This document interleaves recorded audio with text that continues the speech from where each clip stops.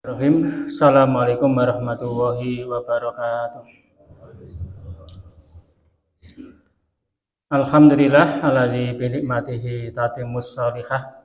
Allahumma sholli wa sallim wa barik wa an'im ala nabiyyina Muhammadin sallallahu alaihi wasallam. Faqala Allahu ta'ala ya ayyuhalladzina amanu taqullaha haqqa tuqatih wa la tamutunna illa wa antum muslimun amma ba'du. Jamaah sholat isya rahimakumullah, pertama kali marilah kita panjatkan puji dan syukur kita kepada Allah Subhanahu wa Ta'ala. Malam hari ini kita insya Allah akan memulai kembali pengajian rutin malam Sabtu setelah libur cukup panjang setelah Ramadan.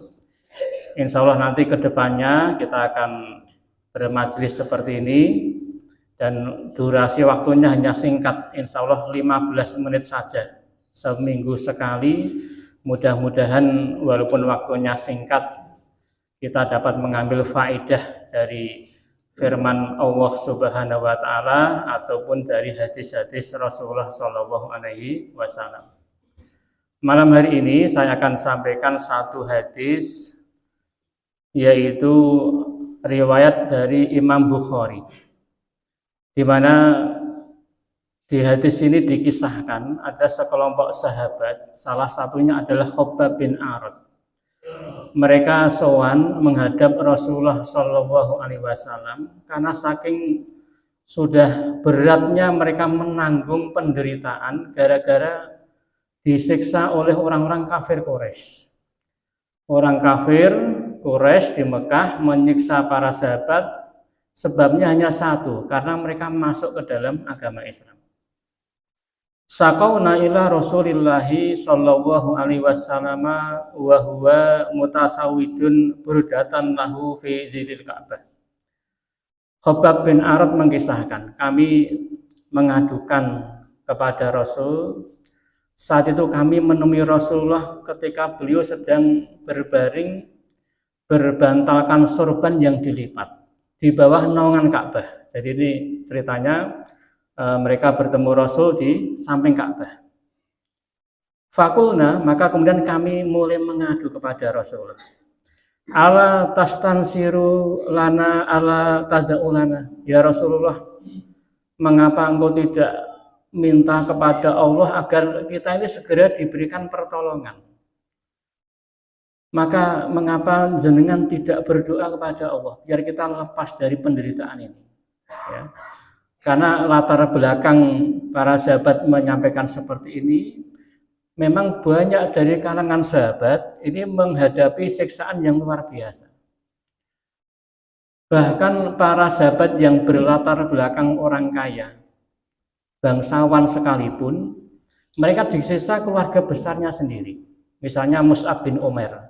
Ini seorang anak muda, wajahnya tampan, ya. Bajunya selalu dikasih wewangian, tetapi begitu masuk Islam, oleh keluarganya langsung diusir dan diputus seluruh fasilitasnya. Akhirnya jadi gelandangan. Ya. Gara-gara apa? Beliau tidak mau murtad dari agama Islam. Sampai Mus'ab ini nanti ketika mati syahid di perang Uhud, sekedar kain untuk mengkafani saja dia tidak punya. Ada satu lembar kain, kalau ditutupkan kepalanya, ke kakinya Mus'ab ini kelihatan. Kalau kain kafan untuk menutup bagian bawah, kepalanya kelihatan. Akhirnya kain kafan ini ditutupkan, menutupi kepala, sementara kakinya ditutupi oleh rumput-rumputan. Sampai seperti itu. Ada lagi kisah Utsman bin Mahzun. Beliau ketika masuk Islam, padahal beliau juga orang yang cukup terpandang, disiksa oleh paman-pamannya sendiri. Itu beliau sampai menceritakan kakinya dipegangi, rambutnya ditarik, karena zaman dulu kebanyakan orang itu rambutnya panjang. Kemudian dari arah bawah itu diasapi. Ada api, asapnya itu sampai mengenai badannya. Ada lagi yang namanya Khabbab bin Arad, salah satu rombongan sahabat ini yang mengisahkan hadis ini namanya Khabbab. Beliau juga ketika masuk Islam, ya, beliau ini profesinya pandai besi. Ketika melayani pesanan, ada orang kafir yang pesan kepada beliau namanya Asl bin Wa'il. Asal ini ketika ditagih untuk membayar jasa pandai besinya, Al-As mengatakan, saya bayar dengan syarat kamu mau murtad dari Islam. Tapi karena Khabbab tidak mau murtad, akhirnya beliau ini ditelanjangi, kemudian tubuhnya digantung, rambutnya ditarik, kemudian punggungnya itu dibakar. Sampai api itu padam. Api padam karena punggungnya itu sampai mengering. Api sudah tidak bisa membakar punggungnya lagi. Sehingga ketika Umar bertanya kepada Khabbab tentang kisah ini, Khabbab bercerita bahwa punggungnya sampai dibakar. Hanya oleh Umar, beliau minta agar bajunya Khabbab itu dilepas, biar oleh para sahabat dilihat bagaimana wujud punggungnya ini. Hanya Umar berkomentar ketika melihat punggungnya Khabbab, beliau katakan, saya belum pernah melihat punggung yang seburuk ini, karena sudah betul-betul kering bekas dibakar oleh orang kafir Quraisy. Maka kemudian mereka wajar minta kepada Rasul agar segera berdoa agar Allah menurunkan pertolongannya. Tetapi kemudian jawaban Rasulullah Shallallahu Alaihi Wasallam adalah, qad kana man qablakum. Dulu itu umat-umat sebelum kalian itu cobaan untuk mempertahankan iman itu lebih berat. Yu'khadur rajulu fayukhfaru lahu fil ardi fayus'alu fiha. Dulu itu ada orang dibuatkan lubang oleh orang kafir. Kemudian orang ini gara-gara tidak mau murtad dimasukkan ke dalam lubang ini, dikubur hidup-hidup. Fayuza'u bil minsari, ada lagi orang yang mukmin zaman dahulu sebelum umatnya Nabi Muhammad. Itu karena mempertahankan iman, itu oleh orang kafir dibawakan gergaji. Fayuza'u ala ra'sihi fayuz'alu nisfain. Itu kepalanya digergaji sampai ke bawah sehingga badannya itu terbelah jadi dua. Dalam kondisi sadar disiksa seperti itu sampai mati. Kemudian Rasulullah mengisahkan kisah lain. Wa yumsatu bi amsatil hadidi maduna lahmihi wa azmihi. Ada lagi orang zaman dahulu itu disiksa dengan menggunakan sisir dari besi, sehingga tubuhnya disisir dengan besi, dagingnya terkelupas sampai dengan tulang. Kemudian kata Rasulullah, fama yasudduhu dzalika antini. Tetapi seluruh siksaan tadi tidak sampai memalingkan mereka dari agama mereka. Wallahi la yatimmanna hadzal amr. Demi Allah, nanti Allah yang akan menyelesaikan urusan ini. Islam yang akan menjadi agama yang menang, kata beliau. Hatta yasira raqibu min sun'a ila hadramaut la yakhafu illallah wa zi'ba ala hunami. Sampai nanti ketika Islam menang, orang atau penunggang kuda akan jalan sendirian dari kota Son'a sampai Hadramaut, ya, dua jarak yang cukup jauh di kota Yaman.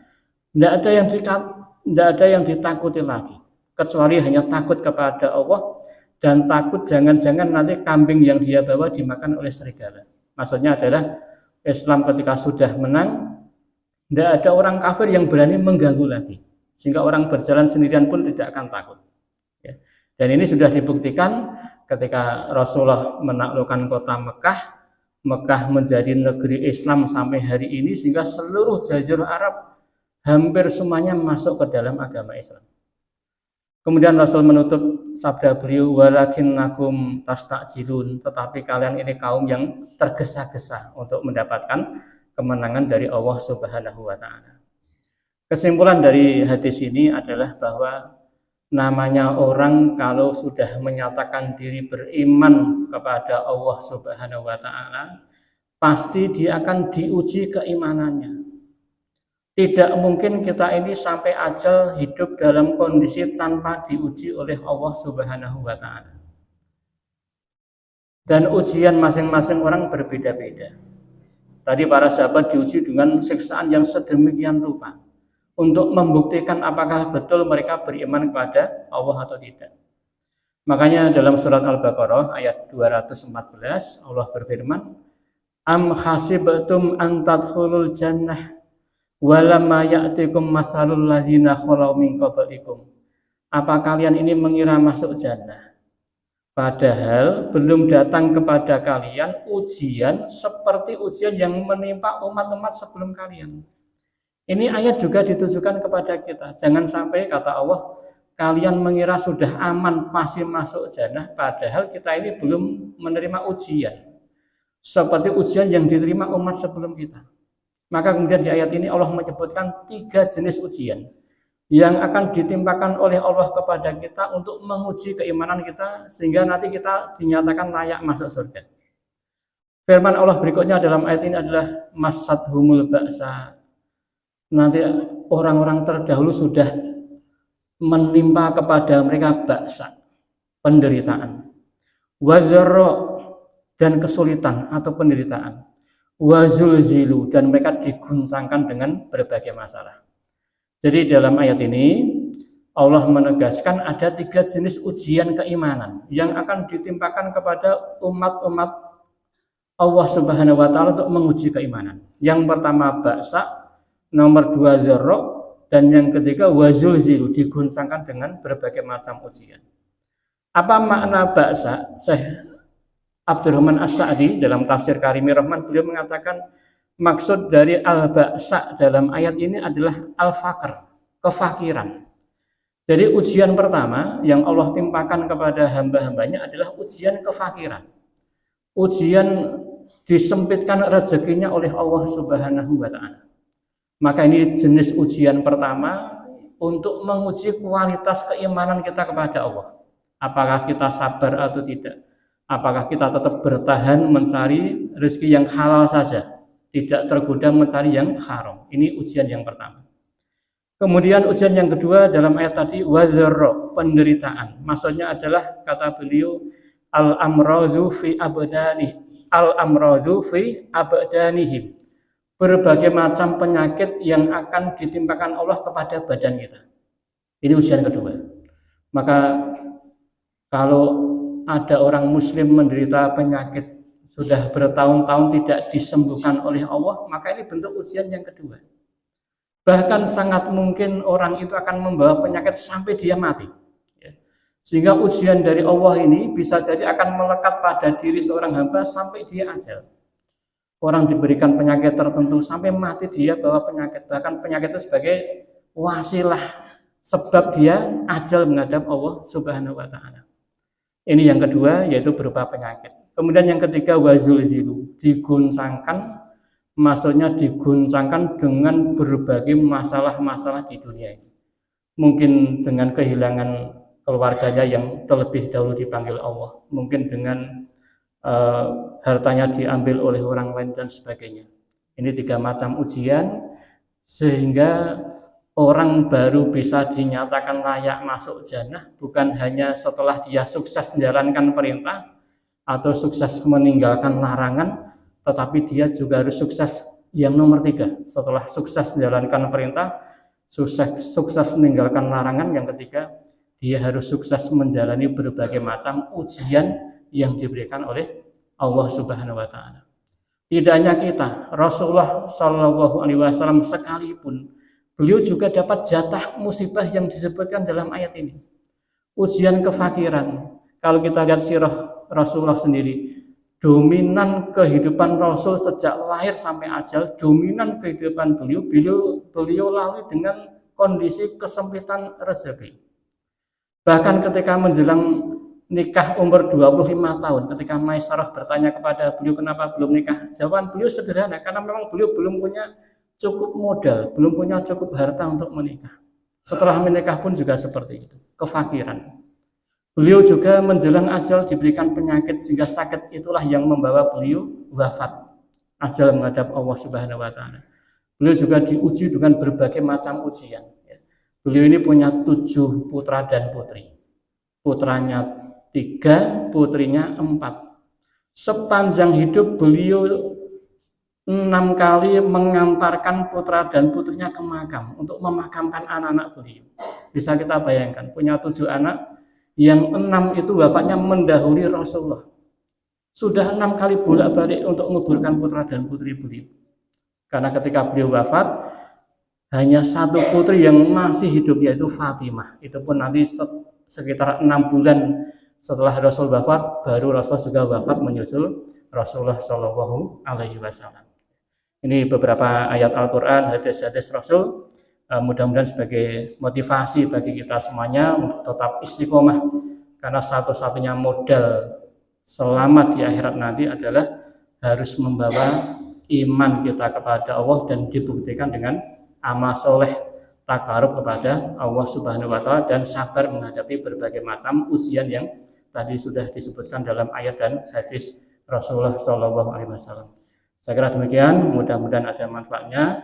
Kemudian juga amanah dari pengurus, nanti jamaah dipersilakan untuk ke Serambi untuk menikmati hidangan ala kadarnya, dan mudah-mudahan nanti ke depannya kita bisa istiqomah untuk belajar ayat-ayat Quran dan hadis-hadis Rasulullah secara rutin, biar kita bisa mengambil faedah. Alhamdulillahirabbil alamin. Assalamualaikum warahmatullahi wabarakatuh.